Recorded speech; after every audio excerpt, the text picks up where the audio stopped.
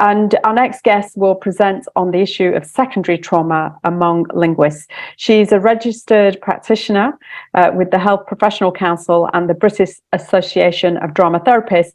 Welcome, Sylvia Wilson. Sylvia, over to you.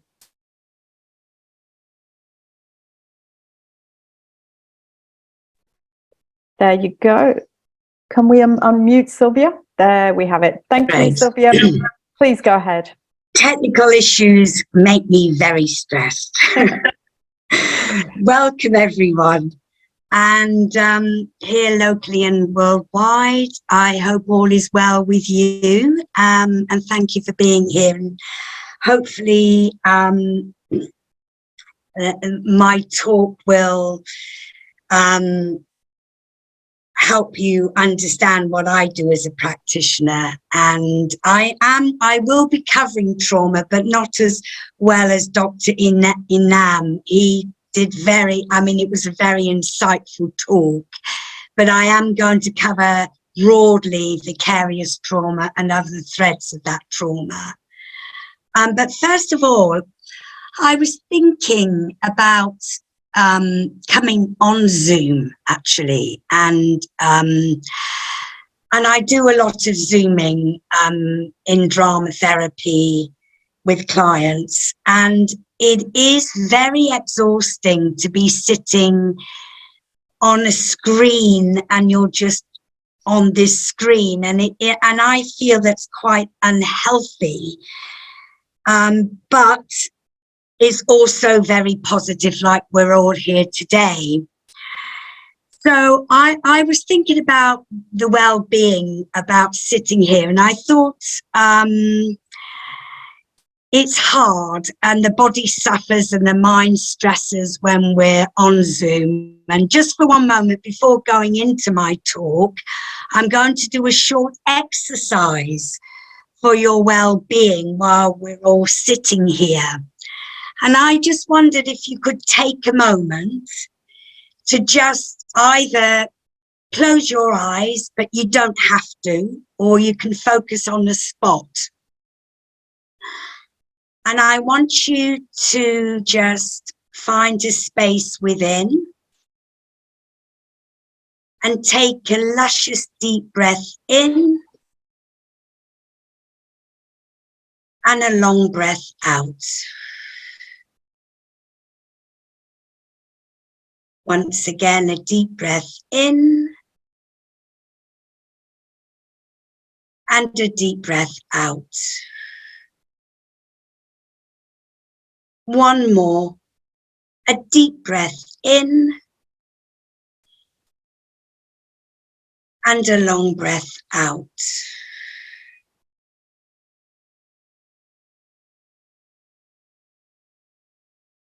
Now, when you're ready, I would like you to take a deep breath in and follow me with your arms. Just take a deep breath in, bring your arms up to the ceiling, look up, and then with the outgoing breath, bring your arms down. Once more, a big breath in, arms up, look up to the ceiling, and bring your arms back down. One more for luck. Bring your arms up, breath in, and bring your arms back down. And then we'll just wiggle out shoulders, maybe lifting our shoulders up to our ears and back down. Once more, up to our ears and drop them. Bring your, again, once more, and drop them. And just wiggle them a little bit with your elbows, nice big round rings. Feel that stretch in your chest and your arms, your elbows, your shoulders, because this is where you carry an awful lot of stress. And then back round the other way. Elbows in and out, elbows in and out, elbows in and out. And then we'll just shake. Shaking's really, really good. Just shaking all around you, getting rid of all the cobwebs, everything that you can find, just shake it all off. Shake your hands up to the ceiling, out to the sides and down to the floor. Up again, up to the sky, around the community and down to the earth. And then we'll take another deep breath in and a deep breath out. There's one more exercise. I want you to tighten your fist and squeeze your toes. Breath in, tighten, and then tighten all your body as tight as you can. Squeeze, squeeze, squeeze, squeeze, squeeze, and let go. Once more. Squeeze the whole of your body, your fist, everything, your chest, your seat, your thighs. Squeeze, squeeze, squeeze, and your toes. And let go. And once more for luck. Squeeze everything that you can, all the muscles in your body. Squeeze, squeeze, squeeze. And let go. And for a moment, you might feel a little more calmer and your thoughts are not chattering away and we're just perhaps at peace for the moment. Because that's what is really important, to look after yourself on Zoom.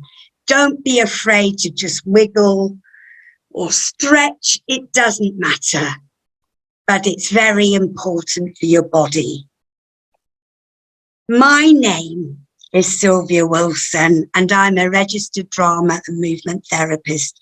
And I will be talking about my own practice first and how the hearing of stories that are so horrific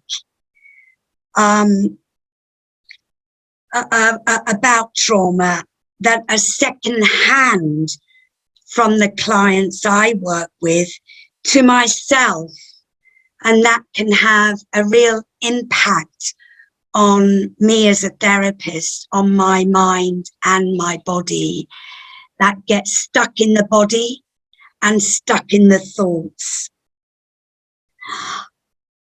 I will briefly talk about different names of trauma that are related to what's known as vicarious trauma. But I know Dr. Iman did a wonderful job of going into great detail. I'm not so tight on that. Scholars and other professionals will do a much better way of expressing that. But I will also, about this vicarious trauma and other threads of that, the effect it has on professionals, and I will focus on interpreters. I will also include support and help that is needed to live and work with a healthy mind and body. I work with adults, young people and children who are experiencing grief trauma following the death of a loved one. The death may be a sudden cause of an accident, an unexpected illness, a knife crime, a suicide, or someone who has been caught up in war, conflict, or a disaster overseas. But there are many other stories. And when telling their grief trauma to me, I provide a safe space that's confidential so trust can develop and a positive working relationship. With children and young people, I find that using metaphors and symbolism, which is told in stories or poetry, music, movement, dance, can help them to express themselves through the body and emotionally. Children cannot articulate in the language that we use when they are feeling vulnerable, and young people may not want to talk about it. They put up their defenses. They don't want to talk. So the art form encourages them to express fully what they've heard and seen. With adults, they often wish to talk as well as using creativity, and in doing so can reveal some horrendous images, powerful images, to what they have heard or seen. As a therapist, hearing these stories secondhand have the potential to impact on my own mental, physical, psychological, emotional, and socially and spiritual well-being. A therapist is expected to be in therapy and have supervision. And without this support, and being a witness to someone's anger, rage, and other emotions can impact significantly on the therapist. The consequences on your own health, such as a burnout and with other mental health issues, can arise if you don't address this. And I really say, as a therapist, it's only ethical code to be in therapy and in supervision. We are encouraged to learn about the resources that can support you. It is what I call a self-care kit.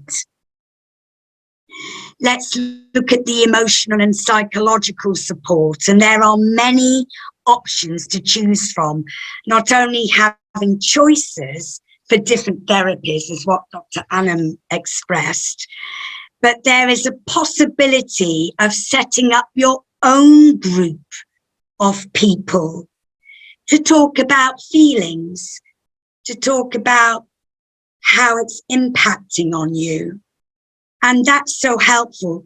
Also talking to other colleagues, where you could possibly set up a buddy system, so you have individual and group support too. Talk to your family and friends how you feel, but keep the information confidential. But you can express how you feel. There's nothing wrong in that. To help anxiety and stress, there's things like yoga and breath work. And I do a lot of yoga and breath work, and it certainly calms me down a considerable amount. Spirituality, to calm through meditation and mindfulness, praying, attending your place of worship is very important, particularly feeding your spirituality. That is important, however that is. Physically support yourself through fitness classes, swimming and dancing, a free activity such as walking in nature. How wonderful can that be? Just to absorb all the nature around you. And you can do that in the city.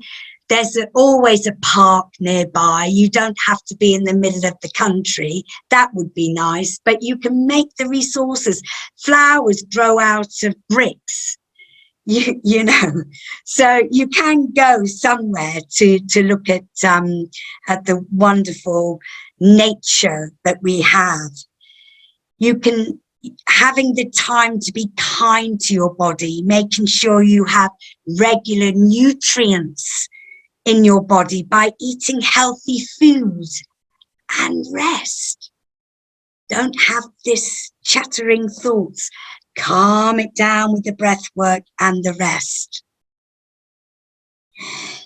You might be thinking, well, this is going to take time and consuming, and I'm so busy.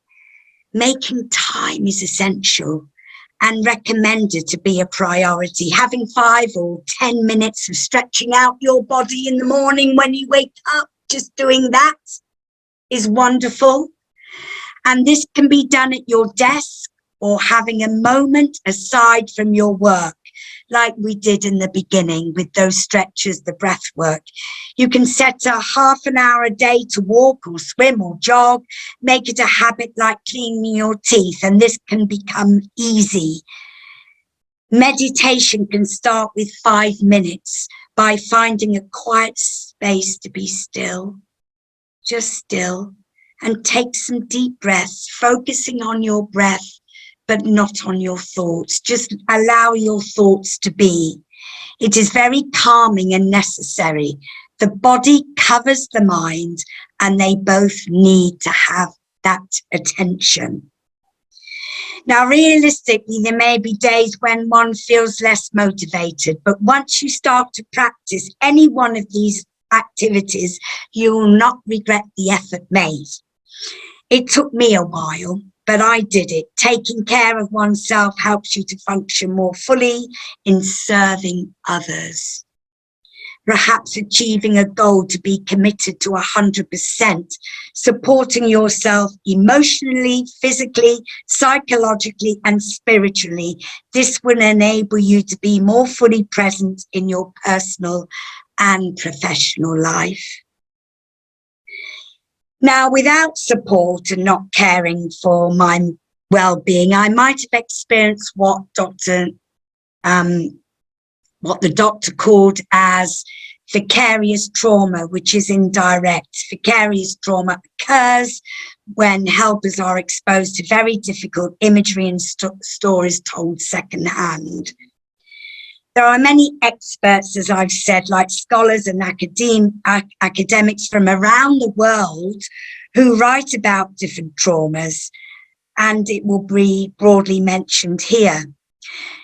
Vicarious trauma is used broadly to include other related terms such as secondary trauma after indirect exposure to threatening events such as patient stories or delivering bad news to patients observing intense emotions.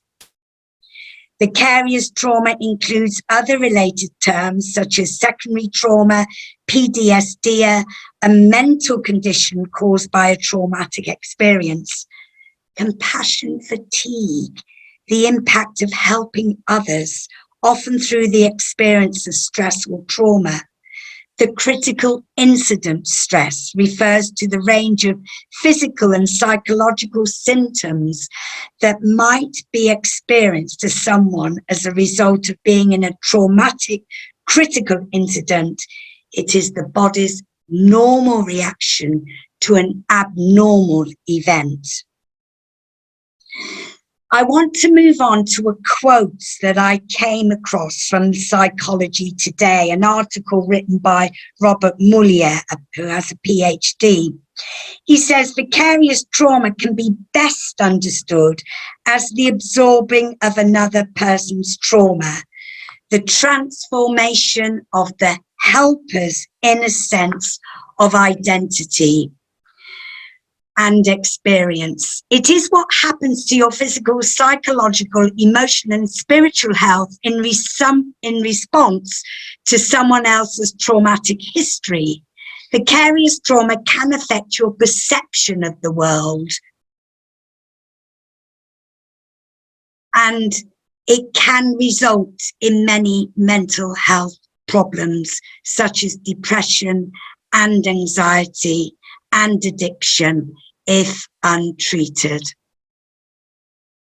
I wanted to go on to say interpreters seem to experience vicarious trauma differently than any other professional, providing aid since they do more than witness the trauma, they channel it. Furthermore, it's stated that studies have shown that nearly all language interpreters experience some symptoms of vicarious trauma, of their repeated exposure to traumatic information and stories. Now, the Trauma and Mental Health Report. So imagine yourself in a situation where it is entirely you. It is your job to make sure the person gets the help that is needed. Your responsibility is to ensure that someone else's voice is heard. Perhaps that person is a refugee, a woman moving into a domestic violence shelter, or maybe a young woman or man in a police station describing their experience of a recent sexual assault. You are not the lawyer. You are not a police officer. You're not a social worker. Rather, you are the interpreter, and the job is to make sure the person gets the help they are needed. Now, there was an article written about an interview with a Czech and Slovak language interpreter, and this was her experience.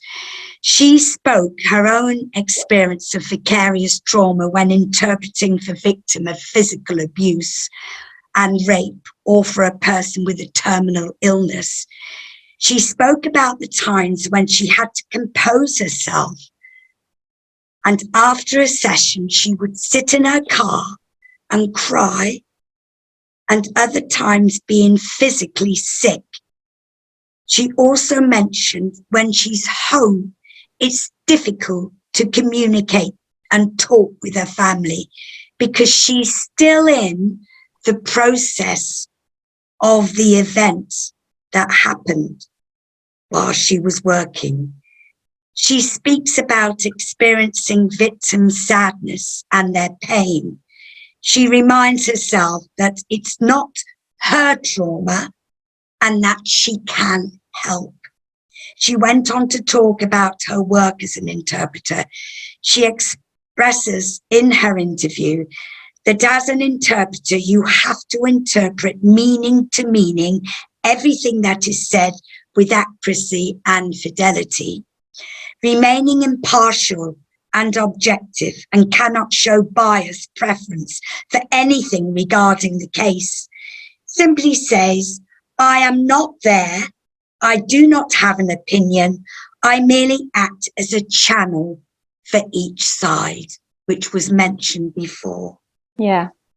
Thank you, Sylvia. Sylvia, that was just wonderful. And thank you. We got our own personal session with you. That was so releasing for me. I can't speak on behalf of anybody else. It was a privilege to have done that exercise with you. Also, I just want to thank you for highlighting to us very, very clearly that body and mind are not two separate entities. They work in collaboration, and to really take care of our physical as well as our mental health, because they're intertwined. They're not separate.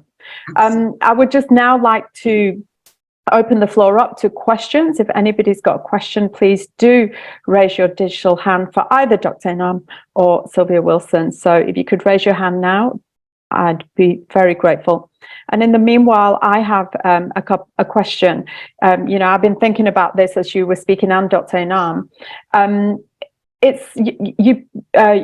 Inam highlighted all the different types of trauma and everything that goes with it, as well as ways to kind of not just mitigate, but to deal with it, or to take something on to help oneself. And as did you, Sylvia. My question is, as individuals, interpreters quite often can work independently, and so therefore I guess they have to assume that personal responsibility. But what about organizations, bodies, business leaders, public bodies even? What is their responsibility to recognize the reality of vicarious trauma or any other kind of trauma, and to model good leadership and kindness, and to help create cultures where people can be open and honest, to communicate, because it's not always easy to do that. Some people could be, because of the cultural upbringing, it's not the de rigueur thing to do. Also, if you're in a workplace, you could be mindful about, will this impact my work? So there's a lot of issues that go round being open. So because we're running ahead with time, could I just get a very brief response from Dr. Inam and yourself, Sylvia. So Dr. Inam, I'll come to you first. Thank you.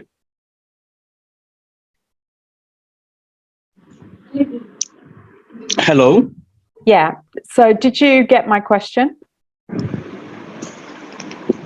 Please, I'm sorry to concentrate. In brief, again, you may question me. Yeah, so I was just wondering, although many interpreters and translators may work individually, they do ultimately work for bodies, business leaders, public bodies. How can those organizations recognize that trauma, they can see the trauma within these professionals and create a culture where they can support people to be open and honest about how they're feeling, to communicate that? Oh, yes, sir. Actually, vicarious trauma or secondary traumatic stress, we very much ignored this. This is bitter truth. And this term is new also. For many people, this term is also new. If someone suffers from vicarious trauma or secondary traumatic stress, he or she should be first express it to her close relatives or doctors. It is mandatory, because if he or she doesn't express it, the problem will be more and more. Sufferings will be more and more. When psychologists or psychiatrists deal with sufferers or victims, they are somehow resistant, because they are dealing with it is their profession. But when an interviewers or interpreters deal with this situation, I think it will hurt him, it will hurt her or his mind. And to overcome this situation, my opinion is to train up them. Yeah. To train up them either 6 months or 1 year about this situation, because training can improve their mental strength. Training can make them resistant to this hearing this situation. They can take easily the situation which they are hearing or sharing the victims to them. They can take it easily. Yeah. So clinical training under psychologists or psychiatrists or any other institution, it will help them to deal with the patient, and it will help their own mental health. Thank you so much. And Sylvia, if I could just request if I could get a brief response from you. Thank you so much. Thank you, ma'am. Yeah, and I also think different cultures around the world treat mental health in many different ways. You have the form of the community, which I think our own English culture and maybe wherever are much more isolated from family and friends. There's more people going away or wherever from families, and I think there's a great deal of shame with people who are suffering, and I think people need to be more open about how they're feeling, and can, more as what the doctor said, a bit more training to help people overcome this. Thank you. Thank you so much, Sylvia Wilson and Dr. Inam. Really very interesting to hear, your presentations and your answers.